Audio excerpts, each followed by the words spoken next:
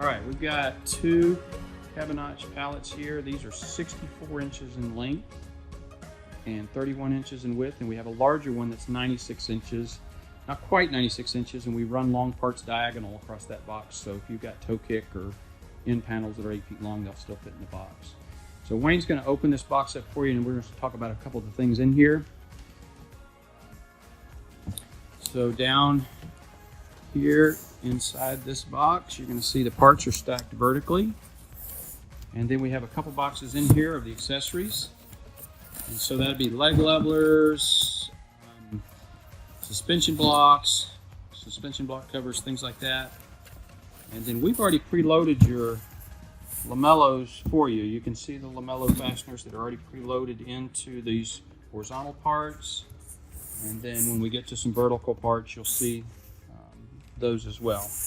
So this is the packaging that we use to ship to you. There's pallets like this. And then this is Conestoga's packaging.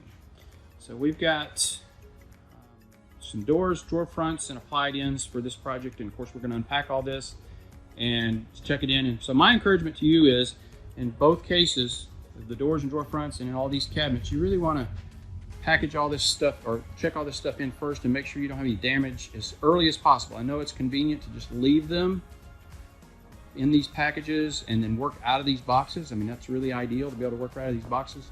But if you've got damage, hidden damage, and you don't know it, and you don't check them in, make sure everything's good, then you're going to be short on time to report it to us and let us get you something. We're going to get it to you as quickly as possible if that happens, but we really would encourage you to check everything in, make sure it's what you need and nothing's damaged. All right, this section is going to be sorting the parts. Let me show you what we've done to kind of prepare for this. Here's some tape and put it on the wall, and we put the cabinet numbers on the wall so that we can kind of designate a place for each of these cabinets. And we will recommend that you use the Hafele carts where they have the slots, and use magnets to identify the numbers. But Wayne's going to start pulling parts out and put them where there's cabinet parts. So he's going to go to the box and just start pulling parts out kind of randomly. They're not in there in any particular order. And then each cabinet, let me show you the label. So we've got a label on each cabinet. And so the top label is the primary label. The secondary label is always about whether it has a secondary process of edge banding or pillar machining, which is for the lamellos. So that top label has a cabinet number on it, and that cabinet number is right there. And it's always the largest thing, so easiest to spot. So Wayne's just going to start stacking these. Now we don't have all the numbers, so he may just have to set some aside. We have it through 30, but we have a few more cabinets than we have wall space. You need to try to find a space where you can put them somewhere and just leave them there.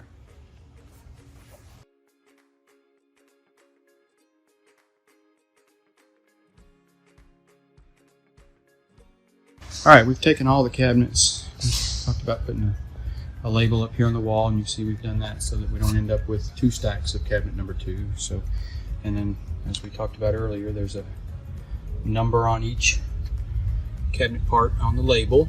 So we've got labels for each part. So cabinet 2, 3, 4, 11, and right on around, and we just have them stacked around the room here.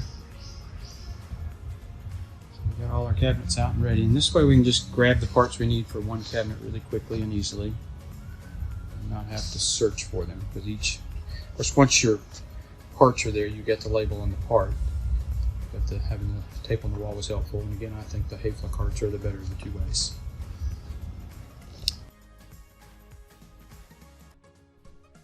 This is the Hafele cart I've referenced multiple times through this video, and this is not a stock cart. We have modified it just a little.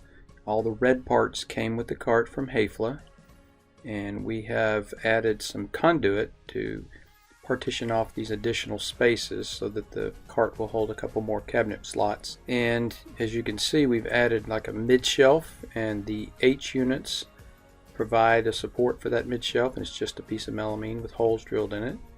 And then we've added a piece of metal to the edge of that mid shelf so that we can put magnetic numbers on it, and that's just so we can identify a slot for whatever cabinet number needs to go there. And a couple of these carts can hold a small job, and quite a few of these carts could hold large jobs, but the advantage to this is they're much smaller than our pallet, and you could potentially move the parts wherever you needed within your shop once you got all your parts sorted. And if a job got postponed, you could just continue to move it around until you're ready to start building it.